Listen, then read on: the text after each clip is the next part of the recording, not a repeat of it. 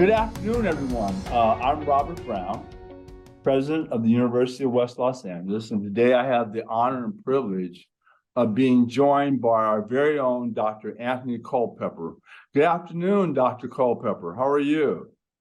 I'm good, Bob. It's good to be with you this afternoon. I really appreciate the invitation to come and to have this fireside chat, so to speak. Yeah, well, we're delighted to have you. And just for all of our listeners' information, people who are watching this webinar, Dr. Culpepper is currently serving as president of Los Angeles Southwest College, and he is the president of the board of directors of Los Angeles County Schools Regionalized Business Service Organization. Dr. Culpepper's long career of service to California education institutions includes working as COO and executive vice president of Glendale Community College. And prior to that, he served as the chief business officer of Bakersfield College. I'm very proud to also say that he is a 2022 graduate and recipient of a Juris Doctorate degree from our very own UWLA School of Law. Welcome, Anthony Culpepper. President Brown, thank you so much for that. I don't even know who you were talking about. I don't even know who that person is.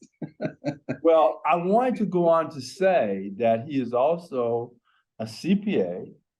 He has his EDD from Pepperdine University, as well as an MBA from Pepperdine MBA. So is there anything else that you can't do? How's your jumper? As you know, President Brown, I think one of the areas of our background is the importance of education. And I just committed myself to being a lifelong learner. And UWLA has been so instrumental in important as bringing the capstone, if you will, to that journey. I don't plan on going any farther than this. To be able to have been part of the school and to be part of the program has been very important to me personally, to my family, and certainly I think as a people of culture and the backgrounds that we've come from, it's an opportunity to show that there's a pathway. There's a pathway where you can change your life, and it's about the choices that you make. And so I really appreciate the opportunity to sit here and have this conversation with you. You know, Anthony, that's exactly the point I want to jump off on. There are going to be people out there who will listen and see this recording of our discussion together this afternoon. And my hope was that it would be an inspiration to them to perhaps see us as role models, and more importantly, would ignite their beliefs in themselves such that they can also do what we have achieved. Very rarely do you see two people who kind of look like us carrying the title of president. And as you and I were jokingly saying off calendar, that role of president is kind of an inverted pyramid. And many times you're at the bottom of that pyramid, but nonetheless, many people aspire to hold these positions. But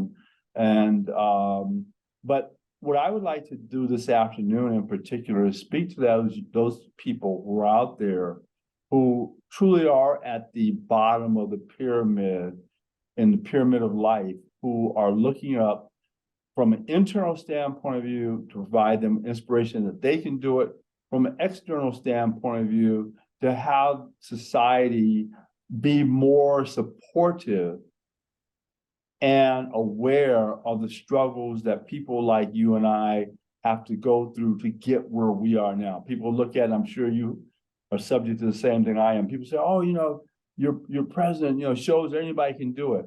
It is a really hard road. It's a really hard road. Yes. And so I'd like for you just for a moment to reflect on that yourself.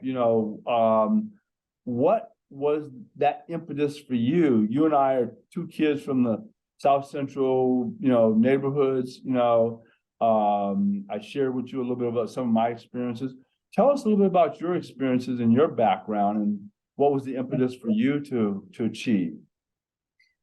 Absolutely. Let me start with my parents. My parents came from the South, came from Georgia, and they moved out here to California, Los Angeles in specific. And my father was looking for a way to try to make a better life for his family. I come from a family of 6 children, and I'm next to the baby. They call me the knee baby.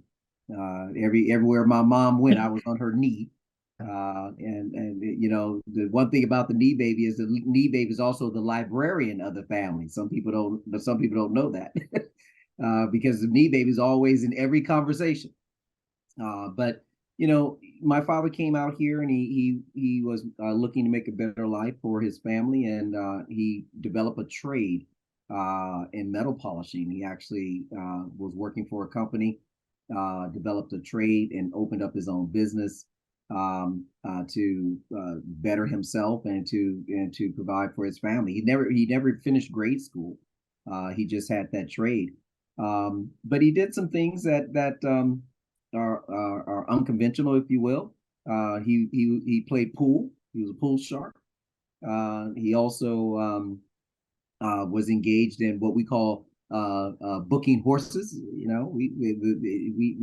come. This is the environment that we grew up in, and so we grew up in a neighborhood where people tried to make a way, and it was difficult then, and in many cases it's very difficult now, because we're still facing a lot of the challenges that were being put before people of us, the people of our background, being Black men, and coming up in our neighborhoods. We were faced with a lot of challenges, and some of those challenges still exist today in different forms, but nevertheless they're still obstacles to keep people from progressing and moving forward. So I come from South Los Angeles. I'm born and raised there, and not far from Southwest College, where I'm now the president.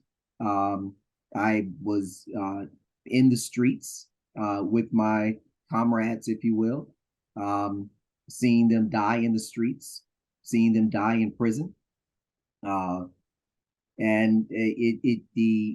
I guess the stress of it all. I got to the point where when I wanted to change my trajectory, knowing that the only other alternatives that were in front of me was jail or death. And so I literally wandered on to Southwest College's campus after I graduated from high school. I was in high school in the Valley. My mother bussed us out to the Valley, thinking that was a better place for us to be. But after I graduated from high school, I wandered on to Southwest College's campus looking for a pathway to change my life, a different option. So it was an intentional choice that I had to make in the midst of everything that was going on around me that was that easily could have taken my life. It was a choice to say, hey, I have to do something different. I have to find a different way. So just as you did growing up in the inner city, facing all of those challenges back in your time and subsequently in my time, it was a very difficult process to come through. But when you start looking at the alternatives, it's important to know that you do have the strength to make a different choice, and you have to summon it with all that you have, and to go in a different direction, because the alternative is not even, to me at this point, it's not even something that I would have considered at this point, because I don't look good in orange jumpsuits, number one. It's so funny you should say that. Our stories parallel so remarkably, even though we're perhaps a generation apart. People often ask me what turned me around, because even though I consider myself a pretty nice kid, up until about the age of 11 or 12, because I didn't have, my father in my life. My mother was distracted. I became, like most adolescents, very wayward. I really went down. I did a 90-degree from being a pretty good kid to, really going, the opposite direction. And people often ask me, well, what was that moment that really kind of brought you back? Right. And as I was sharing with you at one point in time, but again, akin to what you just said, at some moment in time when you're in the throes of South Central LA and all of the various dynamics that are going on, you have to make a conscious choice of whether or not you want to live or you don't mind dying. That's it. It's a conscious choice. You have to, when you see these kids out here in the streets, we can all condemn them for their illicit activities and for shootings and drive-bys. Nobody's condoning that, okay? But we condemn them, but understand that at some point in time, if you don't see any other alternative, and you know that the likelihood is that the activities that you're engaged in, potentially every moment could engage you in dying or going to jail, you have Right. to all of a sudden, as a function of your own psychological welfare, accept that. And you have to accept dying. And there were some moments in my life where I, engaged in some things, and I knew that they took me to the point where I would not be able to extract myself, and that dying or going to jail would be the only extraction for me.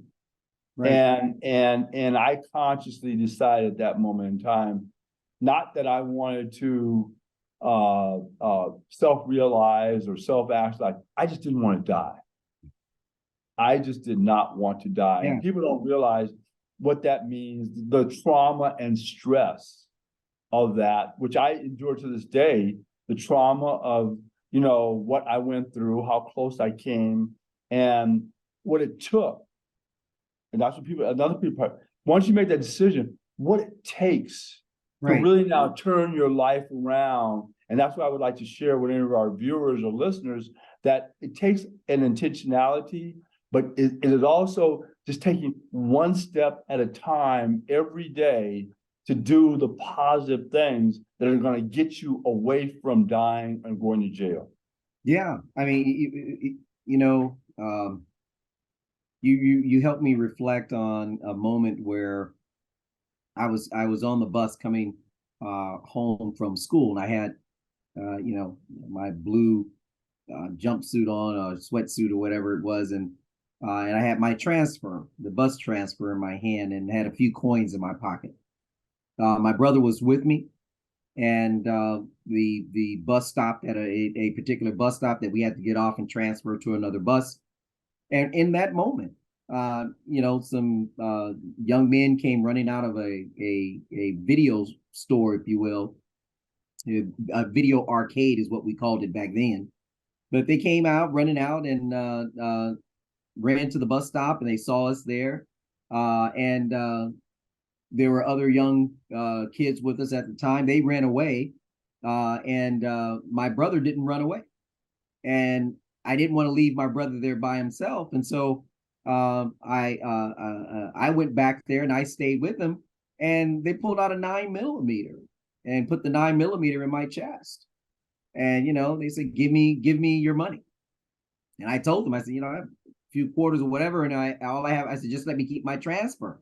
And even that was threatening to them, just to make the request to keep the transfer. But but things turned out where they took whatever and they left. But at that moment, that event helped me to understand how fragile life really is, And I said to myself, I don't want to go down this road. I got to get out of here. That's not the life that I want to live. This blue, red, and whatever color area. It was very a very stressful time for people, for young men, especially young Black men, to grow up in those areas. And so the events that happen to us will either harden you to become part of the situation, or you can reflect on it and say, is there another option that I can take? And I chose the latter. I chose to take the other option, which was find a way to change my life and to better myself where I can get out of this situation. To your point, though, it takes an inner strength for you to say that's what I'm going to do, because it won't be easy. It's not easy. You may make that choice, but then there's to stay with it. You know, it's to stay with it. How do you continue to go to school at night, or if you have to work during the day and go to school at night, or work during the day and go to school at night, and you have to stay with it, and it takes that drive where you say, you know what, I'm on a journey to change my life, and because the alternative has become unacceptable to you. The alternative has become unacceptable. I'm not going to die in these streets. Right. I'm not going to die. You know, I'm not Literally, going literally. to give my life away. A lot of people will take your words figuratively, but if you experience that, it is literal. It is literal. Let me ask this question. I'm gonna throw you a little bit of a curve just to see, let you kind of react to. And I know I suffer from this as part of my post, stress trauma. Do you ever have survivor's remorse? Do you ever think about your colleagues, the kids you grew up with who didn't make it out, and you look at your life now because you have been persistent, but think back to those people that, you had that can of beer with on occasion, or, maybe, did other things, and they're now probably either dead or incarcerated, or living a much different lifestyle than you are. Do you ever suffer internally from trying to figure out, how did I get out? Now those weren't part of the scripted questions, but take. I like throwing curveballs at people. You're throwing it, and the short answer is yes. You think back, and friends that were lost to the streets, friends that were lost to prison, because these were your friends. You had love for these individuals. Let's stop you right there. Let me just, people don't get it. You did not know these people as criminals. You knew them as your friends who were just like you, with the aspirations to play baseball, basketball, all those various things. And then all of a sudden they got sucked in. Yeah. They got killed. Right. They got criminalized. That's right. I mean, that's absolutely right. I mean, we, as you said, President Brown, we know them as friends. I'm going to call you Bob. I think I know you well enough to call you Bob now, right? Right. Zach, please. Please. Yeah. So, what you said is right on point. I mean, we grew up with these individuals. These individuals were our family, and we looked at them as brothers and sisters. And for their life to be snuffed out and taken away in the street, you even today you think back and you say, I remember so and so and what we used to do. We sat on the porch and drank some Hennessy or whatever, or beers or whatever, and now they're gone, and many of them in their 20s. I mean, it's just a life that you'll never get back. It's just gone, and you have to try to move on from that. And then there are the survivors. You talked about survivor remorse. There's some friends that made different choices in their lives, and they look at you and act as somehow you've abandoned them. Exactly. Oh my gosh. I'm sorry to interject, but but let me tell you, it's so funny because when I got accepted to law school, I really thought that everybody would celebrate me and support me. And all my friends all of a sudden took this attitude, oh, you think you're too good to party with us now. They wouldn't invite me to the parties, which would hurt my feelings. They would not, contact me, regarding various social activities, because now I was in law school and somehow or another, they perceived me as wanting to be better than them or different than them. Right. I mean, the dynamics of that change when you say to yourself, and as you mentioned earlier, literally, I'm not going to die in the street. I'm going to change my life. That change begins with, I can't let someone distract me and move me away from that, because if they choose to stay there, then that means that there's the probability and the potentiality that they can drag me back into it. And so you might find yourself having to make that decision, which is separating yourself intentionally from those individuals in order to try to keep moving forward. And as much as you love them, you know that if I keep going to that porch and that brown bag is there, I'm going to be enticed, right?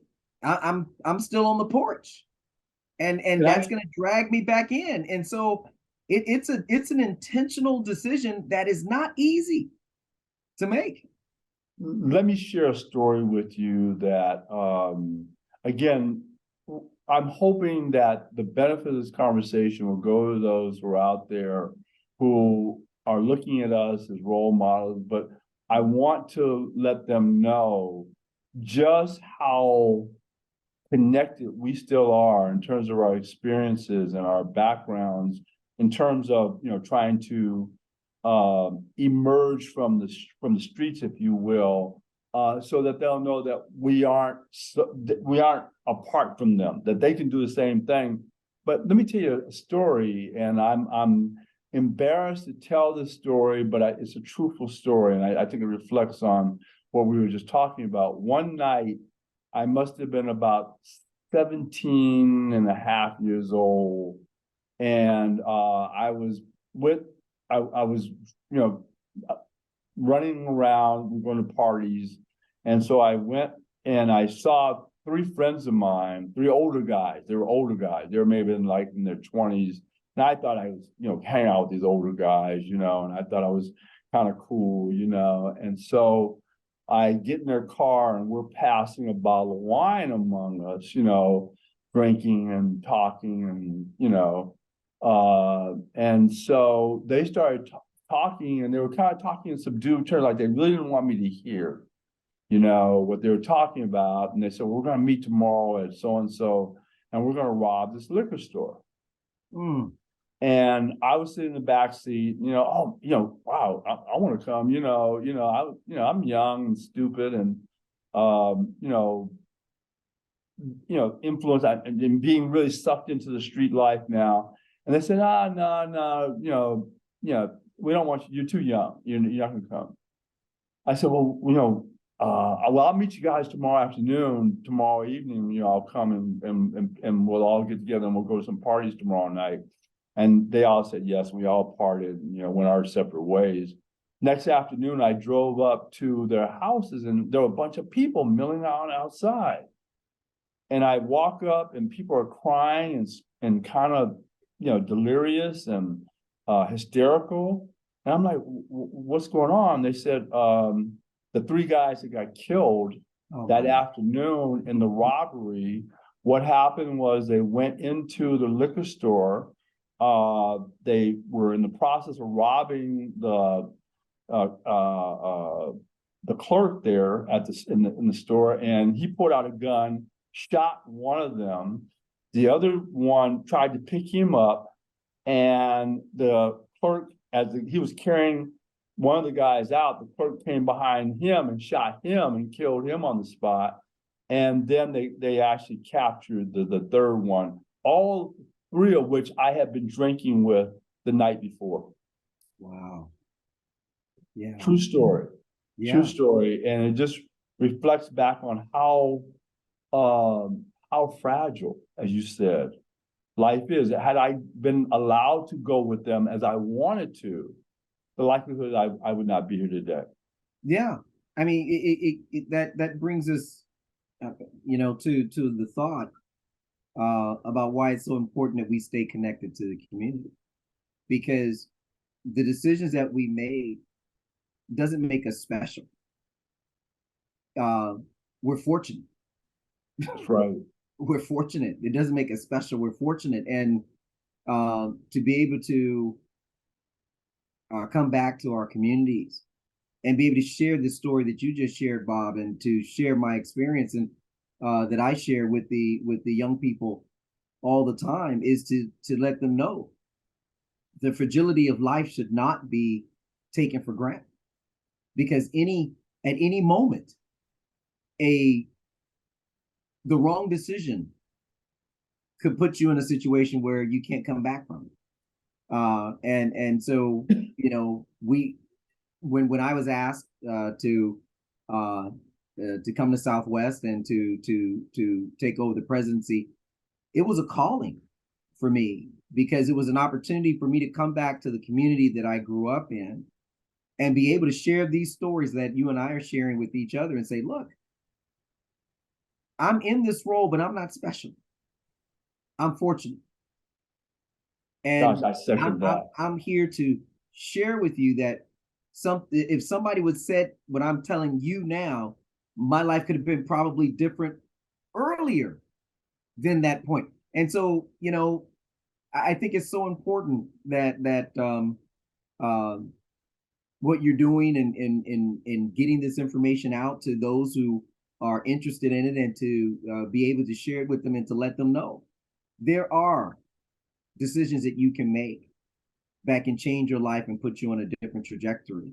And the earlier you make that decision, you miss those points that you and I were fortunate to get through. Exactly right. Because either one of us could have been one of the statistics in that moment. No question. There's just no question. Shifting a little bit, Anthony, tell us about how LA Southwest College can help people to make that shift, to change their trajectory. Well, as you know, I mean, Southwest College was born out of um, social chaos. When you look at um, the Watts riots, um, after that event occurred, there was more energy put behind having um, an institution of higher education in South Los Angeles.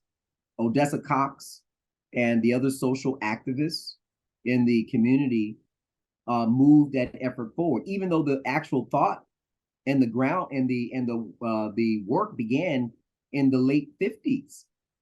But with all the social unrest going on and all the other issues that were happening, the groundbreaking for Southwest College didn't happen until 1967, which was after the Higher Education Act of 1964, written in the Higher Education Act was actually the legal language that says predominantly Black serving institutions would have resources at the federal level, right? But Southwest College wasn't in place yet because of all the racial and social issues that were going on. They were being blocked. But after the Watts riots occurred, people were more motivated because they recognized that the social ills, the economic ills, the homelessness, the lack of basic needs being filled in the community was so overwhelming that it began to cause negative interactions between law enforcement and the people. And so, all of this turmoil was going on. And then we get someone saying we have to do something. And that's Odessa Cox and the social and the other social activists. And we get Southwest College. I say that to say this. Since the Higher Education Act was speaking to the predominantly Black serving institutions, which now become HBCUs, one of the things that Southwest College has done with the support of the Board of Trustees of the Los Angeles Community College District is for them to pass a resolution with the affirmation of our Chancellor, Chancellor Rodriguez, Dr. Rodriguez, he's our Chancellor, affirm that Los Angeles Southwest College will be identified as a historical Black college in the Los Angeles Community College District. That's a huge deal, because what it does is it gives us the opportunity to make an argument at the federal level and say, look, Martin Luther King said that justice delayed is justice denied. Southwest College was on the in the planning stages to become a historical Black college, or a college that could qualify under the 1964 Higher Education Act. But the social ills that were going on at the time blocked and prevented the college from laying the groundwork and having that class of 600 students. The first class was 600 students graduate from the community. And so Southwest College now, after these many, many years, is now making the argument that we should be grandfathered in to the Higher Education Act, because justice delayed is justice denied. And we're being denied, Southwest College is being denied the access to those federal resources because of the social ills of the time. Now, with that being said, what can Southwest College do now? It is still the city that sits on the hill. It is still that light that was created in 1967 that says to the community, you can come to college free. You can get an education. Even if you didn't get your GED, you can come to Southwest College and get your high school credentials so that you can continue to pursue a better pathway for your life. Southwest College is in that position, in that community since 1967. And so, you know, we are on the pathway of saying there are no excuses. There are only choices. There are no excuses, there's only choices. And Southwest College is a choice, just as UWLA is a choice. The higher education and the doctoral and the master's programs that UWLA provide is just a continuation of this effort to magnify the importance of education. If there's going to be social justice, there must be education, because that's why the 1964 Act was created. And if there's going to be education, there must be student success. And if there's going to be student success in social justice, there must be Black student success, because that's the foundation of all of this. And certainly our family, our Hispanic, Latinx, Latino family, the Hispanic serving institutions are just as prominent in bringing all of us together in an atmosphere of education to rise all boats, so that we can come together and build our neighborhoods and our communities. And so Southwest College is there for that community to see that we can come together. We can have a shared experience, get to know each other beyond our skin tone, and get to know each other as people. And if we can do that and send those individuals back out into the community, we can change those households. And if we can change those households, we can change those neighborhoods. If we can change those neighborhoods, we can change the city. If we can change the city, we can change the state. We can change the state, we can change the country. We can change the country, we can change the world. And the work that you're doing, the work that I'm doing, is about giving that choice. No excuses, but make it better choice. Yeah, I'm so glad that we captured all of what you just said, so beautifully articulated. I'm gonna tie it back to something you said earlier that really makes the difference. Your father, you said, did certain things that were just about making a way, just surviving, just doing those things, those activities that people who are oppressed are relegated to make a way, to survive, to subsist. to try to have some dignity and integrity in their lives while they provide for their families. We are going to change that. We are going to change that. And as you just so articulately, indicated, the things that we are doing, both you at your school and what we're trying to do at UWLA, are to change it so that people just don't make away, that they have a proven skill set with which to go out in the world and do better than just survive. To now, with integrity and dignity and power and strength, make a better life for themselves and their families. To change the oppression. I can't talk with you for too long because I think we both kind of, get into such a fervor because we believe so strongly. We dedicated our lives to this, literally and figuratively. Perhaps part of what has happened to us at the outset, as we were talking about, is a function of preparing us for where we are now and making us dedicated and committed to it. Because it's hard. The alternative, as you said, it's hard because the alternative is real to us. It's not just a story.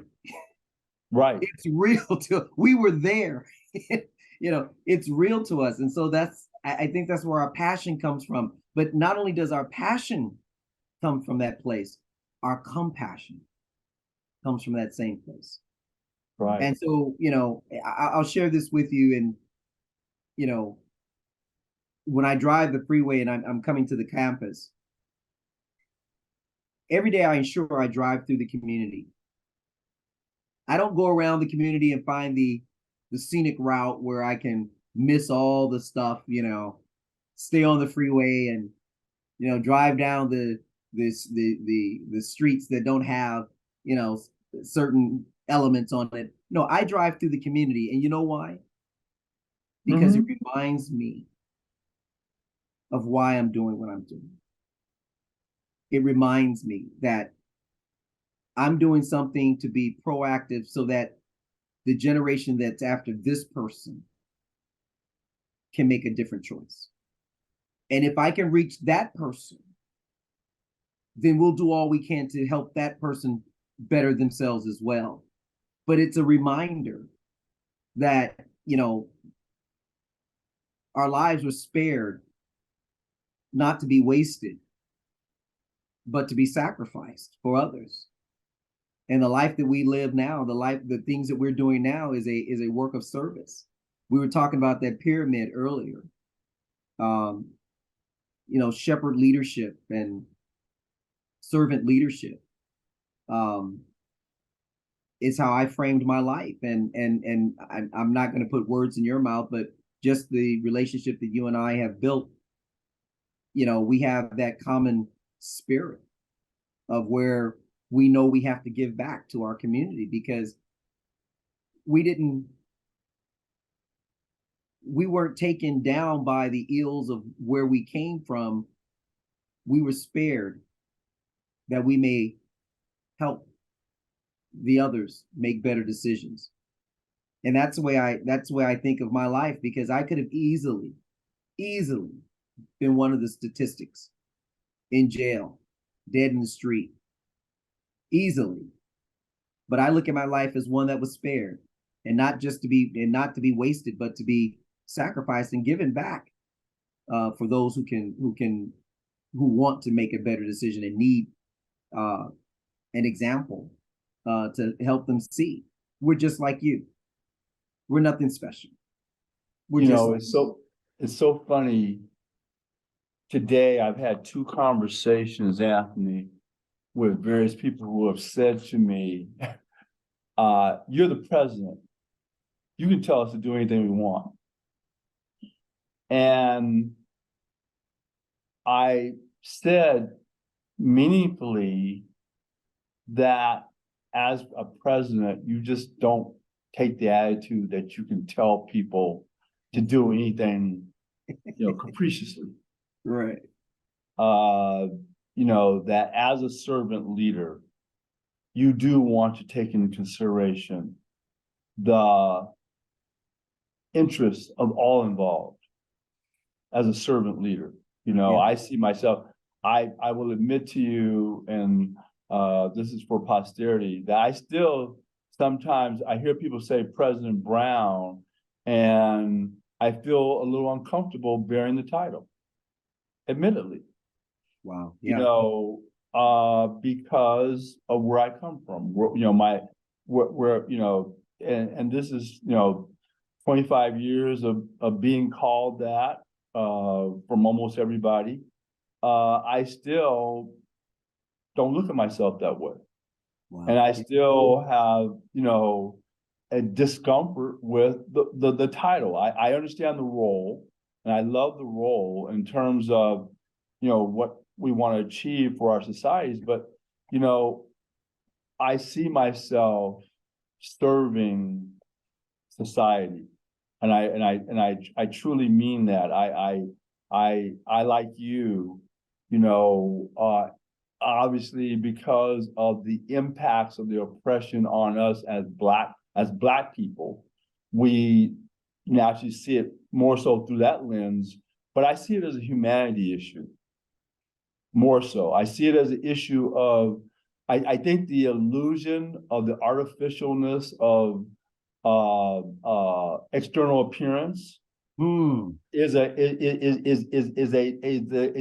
tool of oppression. Hmm. I think that differences like that are tools of oppression. I think it's humanity, and I think that my overall interest is in addressing the needs of those who would otherwise be oppressed.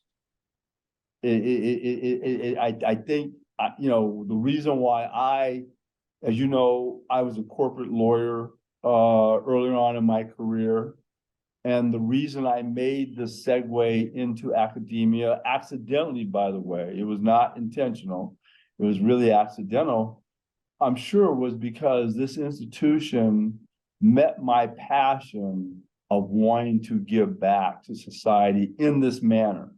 The Yeah. educational empowerment that addresses oppression, that addresses ignorance, that gives people tools, as you said, to make meaningful choices, to change their lives. Right. For Right. me, that was everything. That's one of the reasons why I'm so proud of the University of West LA. We have our bachelor's program, our master's program, our JD program. We're getting ready to add on a doctorate of business program, all serving from an opportunity mission standpoint of view. That's what a lot of people don't understand about UWLA is that we serve an opportunity mission very similar to what you do at LASC. Mm-hmm. We provide an opportunity, in particular those who might not otherwise have that more traditional, conventional path to participate and take advantage of the opportunity. That's right. And that was both of our callings, I think. No, I mean, that's so powerful in how you frame that. The the idea that wearing a title, um, I find, and when you said that you still sometimes feel uncomfortable with being called that, I started reflecting on that immediately because for years we've been climbing up through the ranks, trying to better ourselves, and we don't even have time to cover all that conversation, because to be accepted among those who you would consider your equals, if you will, because of your background, and they still don't look at you as their equal. Doesn't matter how many degrees you get, doesn't matter how many institutions you run, doesn't even matter when you become president. But then all of a sudden you get this title, and you hear it for the first time, somebody says President so and so. And I remember when I first became president at Southwest College, and the chancellor introduced me. He said, "I want to introduce to you Dr. Anthony Culpepper, the president of Southwest College." I actually paused for a moment, and I said to myself, "Am I worthy of this?" It's been 30 years, Bob. 30 years climbing this process. And arriving at this point and hearing that, and I'm sitting there, I'm saying to myself, am I worthy? Have I done enough? Have I proven myself? I had to reflect on that for a moment, because just at this moment, I realized that my uncomfortableness was not necessarily in the title, but whether or not people will see me, Accept you. Accept you. accept me. So how you frame that was is so powerful, and I think that what I wanted to share is that I had to become comfortable and be in my own skin. The title is not, the title doesn't define me. I define myself irrespective of the title. Right. The title allows me to do things, but the title doesn't define me. And that's one of the reasons why I oftentimes will tell people, just call me Bob. Part of that is because I want to remind myself of who I am. Yeah. I want to feel comfortable that I am who I am in this role, even without the title. Right. Right. And that's yeah, I can't even say much more to it. I mean, you framed it so wonderfully. It just had me to reflect on that it's important that and I'll just say the humility of being in the role. The humility. You don't if you let the role define you, it'll take you in a different direction. That's right. It's the humility, because now you become a servant leader of people, and a shepherd leader. And someone says, "Oh, you're a shepherd leader." Yeah, but do you realize what a shepherd does? Right? Because a shepherd is providing for those sheep, protecting those sheep. I mean, shepherd leadership doesn't mean you stand out front and everybody takes care of you. No. That's right. It's actually the reverse. And so exactly the reverse. Yeah. And it has psychological, physical, mental implications to it. Right. That people don't understand that where you're so busy many times looking after the interests of others that your own self needs many times go neglected. Wow. We can talk about that. I don't know how much more time did you have for us, because it's almost an hour. I think Daryl is sitting behind us kind of saying, these guys need to wrap this up. They probably could do, and maybe what we need to do is another segment, because I suspect that for the audience, if you will, sitting through more than an hour's worth of our conversation, as hopefully engaging as it is, becomes a little bit much. But I just want to say, I could talk to you all day long. I can on or off the record, and you know what, you actually give me comfort, because the corollary of the psychological aspects of trying to figure out whether or not you're worthy, whether or not there's actually a term for it, where imposter syndrome. We can't help but have imposter syndrome.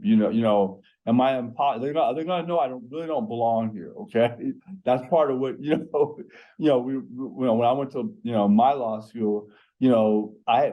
First year I had, in addition to struggling with the enormity of the environment and the complexity of the environment, I had to struggle with, am I worthy of being here? Am I, when are they going to find out that I don't really deserve to be here? When I took on the president of this institution, I would go to some of the accreditation events, and I would say to myself, when are they going to find out that I'm an imposter? And it's so funny, because I recently went to when I took over UWLA, they had 5 presidents in 6 years, I believe, before me. Wow. It had churned through a lot of presidents. And when I went to one of my first accreditation visits, meetings, they said, well, there's no stability in leadership at UWLA. And it's so funny, I just recently went to one of our accreditation visits, and I probably had more tenure than any other president there by twice the length of the longest tenure of anybody even close to me, Yeah. 25 years now at the helm of this institution. So for those of you, I know we need to wrap up now, but I'm sorry, he's saying we got to answer question. Oh, You want to talk about Juneteenth? yeah. Speak to the significance of Juneteenth. Oh, wow. I mean, so I'll skip the historical significance, but the fact that somebody has to come along and tell you that you're free, that's I know that's a pregnant pause, but there's a lot in that, right? They have to come tell you that you're free, and knowing that we're about to celebrate again and embark on this wonderful holiday, I'm hoping that we get to the point where we get to the point where we're not dependent on a holiday to know that we're free. And we have to become free in our own selves to know that my life, I can do what I will and by choice with my life. Even if they cage my body, they can't cage my mind. And so freedom is a frame of mind.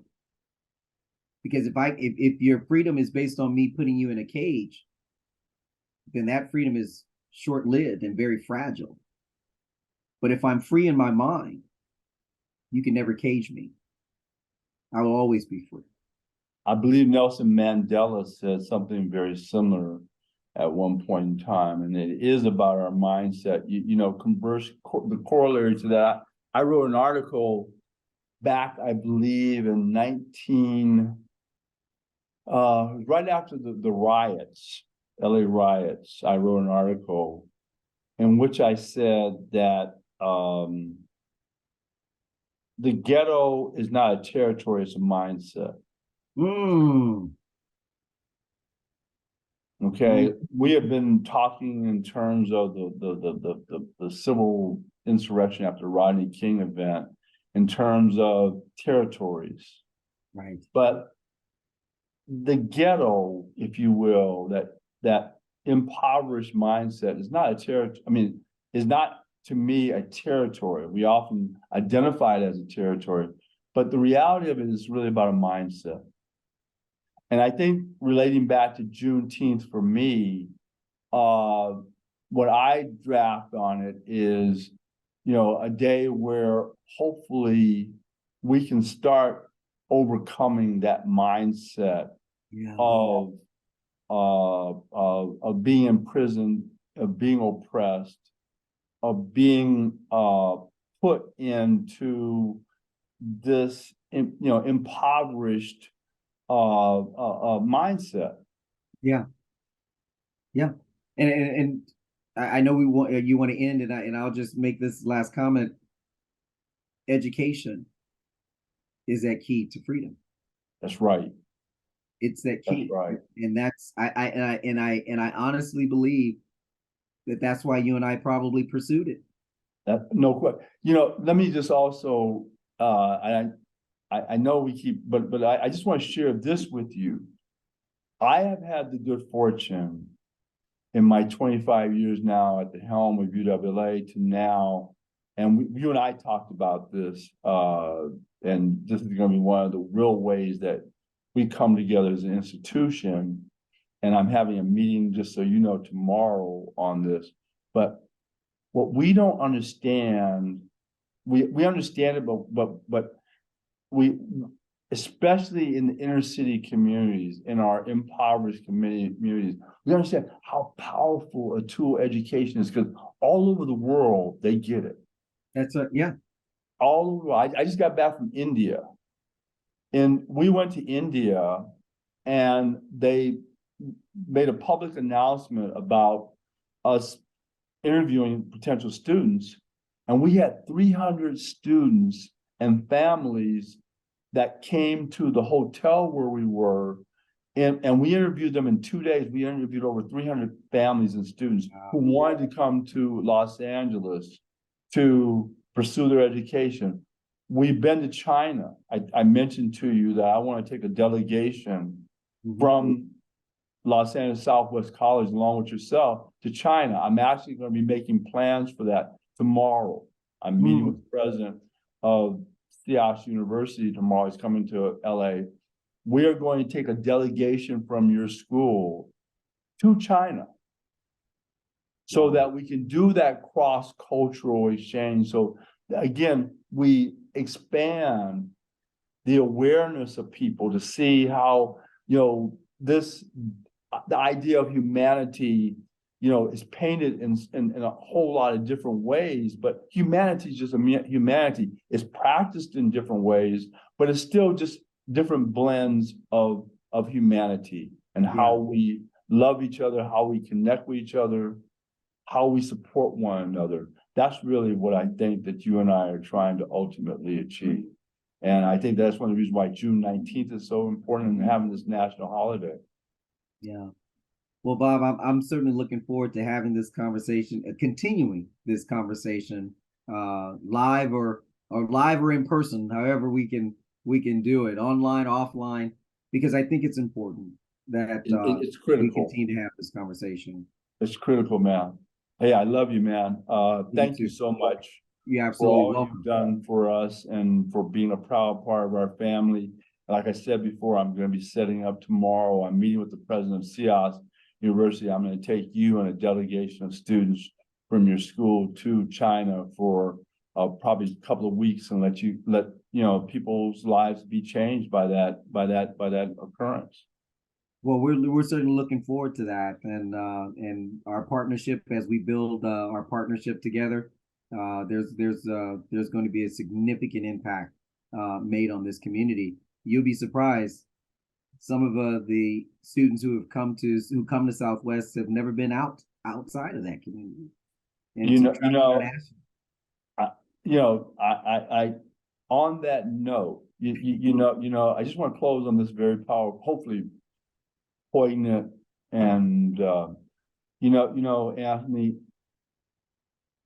10 years from now, we look back on this conversation, and I hope that we'll look back on it with reflection to the lives that have been changed as a function of what people have experienced through this engagement to this afternoon.